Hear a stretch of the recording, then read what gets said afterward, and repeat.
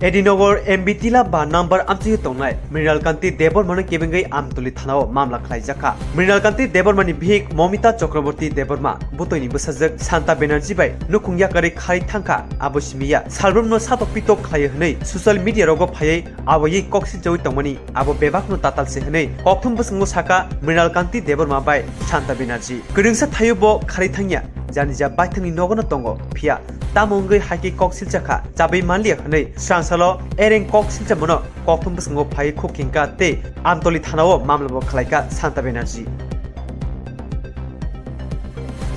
নমস্কার আমি শান্তা ব্যানার্জি আপনারা কিছুদিন আগে দেখছেন যে আমার দিদি মিসেস মৌমিতা চক্রবর্তী দেববর্মা উনি সোশ্যাল মিডিয়া তারপর টিভি চ্যানেলের মাধ্যমে আমারে মিথ্যা অভিযোগ দিয়ে সেটা করার চেষ্টা করছে মানে কি কইতাম সবটাই মিথ্যা কইছে তাই নে কইতাছে যে আমি নাকি পালাইয়া গেছি তারা নাকি অনেক খোঁজার পরে ও আমতলি থানাতে আইসে ইসে করছে কেস করছে কিন্তু এরকম কিছুই হয়েছে না থানাতে ও শুধু মিডিয়ার মাধ্যমে আমারে মানসিক আর সামাজিকভাবে মানে বিপর্যস্ত করার লেগে ও আমার সঙ্গে এরকম করতেছে শুধুমাত্র সামান্য স্বার্থের কারণে ওর কিন্তু আমার সঙ্গে মানে আগের থেকে ওর সাথে আমরা একটা পারিবারিক ঝামেলা আছে পারিবারিক আর্থিক ঝামেলা আছে টাকা পয়সার এইসব ঝামেলার কারণে ও আমার একদম হেস্তনেস্ত করে লাইতেছে সামাজিক আর সোশ্যাল মিডিয়ার মাধ্যমে আমার মানে কারোর কাছে চেহারা দেখানোর মতো না ওইভাবে আমার কাছে বারে বারে এইসব মিথ্যা এলিগেশন নিয়ে আমার কাছে আইতাছে এলিগে আমি আমার বোন হয় তা কিছু আমি আগে কিছু করছি না যেহেতু এটা পারিবারিক আর্থিক ঝামেলা কিন্তু ও এখন একদম সীমা ছাড়িয়ে গেছে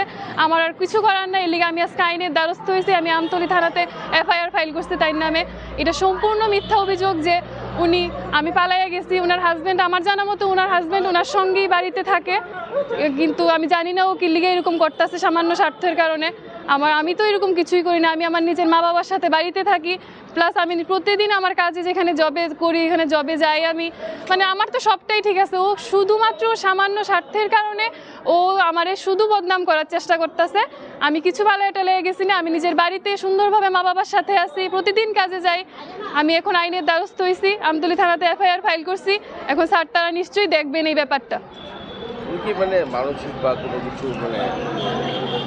হ্যাঁ ও একটা মানে সবসময় একটা ওভার সাসপেক্টিং একটা পাগল টাইপের মহিলা মানে এরকম ভাবে ও শুধু সন্দেহবাতিক কারণে বিনা প্রমাণে বিনা কিছু নিয়ে শুধু আমার বদনাম করেই যাইতেছে ও এখন তো সীমা ছাড়া গেছে ও মিডিয়া টিভি চ্যানেল মানে সবকিছু পেপার সবকিছুর মাধ্যমে ও মিথ্যা কথা ছড়াইতেছে ও লেখা দিয়েছে ও নাকি অনেক খোঁজার পরও আমতলি থানাতে এসে করছে কিন্তু অনেক খুঁজবো কি আমি তো প্রতিদিনই বাড়িতে আসি আপনারা তারা নিশ্চয়ই খোঁজ খবর নিয়ে দেখবো আমি প্রতিদিন বাড়িতে আসি প্রতিদিন কাজে যাইতেছি ও তো খোঁজার ব্যাপার না কি খুঁজা আমার পাইতো না এমন কিছুই না ওর সঙ্গে ওর স্বামী ওর বাড়িতেই এক ছাদের নিচে থাকে আমার জানা মতো ওরা শ্বশুর বাড়িতেই আছে তারপর ও কইতাছে আমতলি থানাতে নাকি আইসে আমতলি থানাতে তো এরকম কিছুই এরকম হয়েছে না ও থানার নাম দিয়া থানার সামনে দাঁড়ায় এরকম ভাইরাল করতেছে আমার মিডিয়াতে আমারে না ও একদমই এফআইআর করছে না কিন্তু মিডিয়ার সামনে দাঁড়ায়া কিন্তু মিথ্যা কথা কইতাছে যে ও আমতলি থানাতে এরকম করছে কইয়া সেটা আপনি কি এফআইআর করছেন হ্যাঁ আমি এফআইআর করছি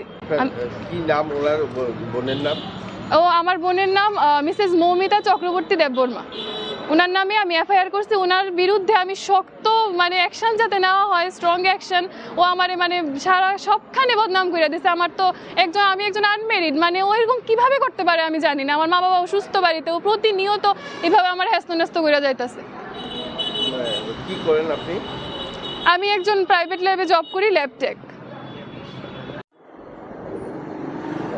নমস্কার আমার নাম মৃণাল দেববর্মা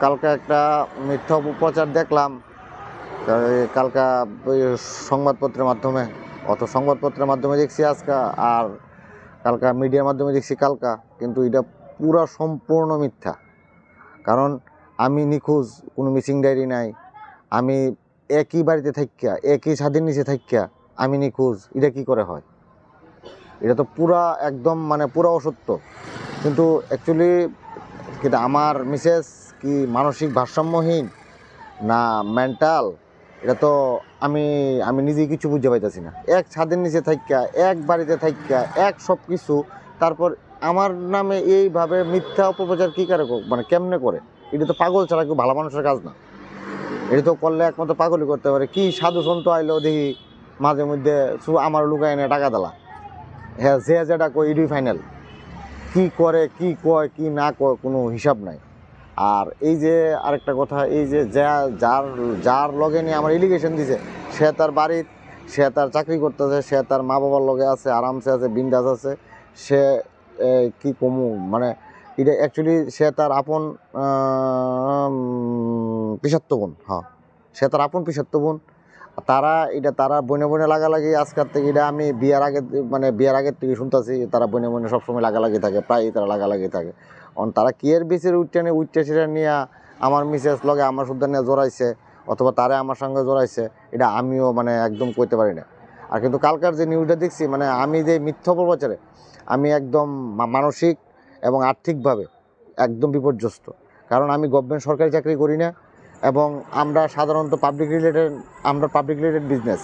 কারণ আমার যে একটা প্রেস্টিজিয়াম পড়েছে, আমার তো মনে হইতেছে আমি সুসাইড করি, কিন্তু এই সুসাইডও করতে পারি না বাচ্চাটার লেগে। কারণ বাচ্চাটা আমার দেখতে হয়, আমার ছাড়া হ্যাঁ দেখবো কে? সে তার বাচ্চাটার প্রতি ঠিক মতো যত্ন নেয় না। সে কি করে না করে, কি করে বাচ্চা খাইলো নি না এলো নি, কোনো হিসাবই নেই। মানে বাচ্চাটার দিকে চাই, আমি এখন সুসাইড করতে পারতেছি না। তো অর্থাৎ আমি একটা কথাই কমু, যে কালকার যে ফেক নিউজটা একদম পুরা মিথ্যা। আজকে যে সংবাদপত্র মাধ্যমে যে একটা খবর দেখলাম, এটা একদম সম্পূর্ণ ভুয়া মিথ্যা। অথবা হেরাও লিখা লাইছে, খবর পাইছে লিখা লাইছে, তাদের তো কারে কি কমু। কিন্তু এটা একদম সম্পূর্ণ 200% মিথ্যা কথা। আমি এখানেই আছি, না আমি পালাতক, না আমি মিসিং, আমি এখানেই আছি। এই যে দেখেন, এটা এডিনগর থানা, আমি এখানেই আছি।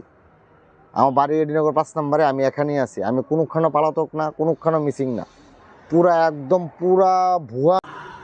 এই যে দেখেন, এটা এডিনগর থানা, আমি এখানেই আছি। আমার বাড়ি এডিনগর 5 নম্বরে, আমি এখানেই আছি। আমি কোনোখানো পালাতক না, কোনোখানো মিসিং না, একদম ভুয়া মিথ্যা কথা। এগুলো আমার যতটুকু মনে হয়, আমার মিসেস মানসিক ভারসাম্য হারাইছে। তো এটা সিগন্যালটা আমি আগের থেকে একটু পাইছি, কিন্তু আমি চেষ্টা করছি ডাক্তারের কাছে নেওয়ানোর, কিন্তু দেখি অশান্তি আরও বেড়ে থাকা। কিন্তু আজকে এখন বুঝলাম, পুরুষ শাসিত সমাজে শুনি খালি মহিলা নির্যাতিত, কিন্তু আজকে গিয়ে বুঝলাম পুরুষ শাসিত সমাজে পুরুষরা নির্যাতিত হয় কীভাবে। তো আজকে তো আপনারা তো আর কেউ দেখছেন না যে আদৌ সত্য কোনটা মিথ্যা কোনটা। মিডিয়ার মানে যা দেখছেন, নিউজে যা দেখছেন, এডি ফাইনাল।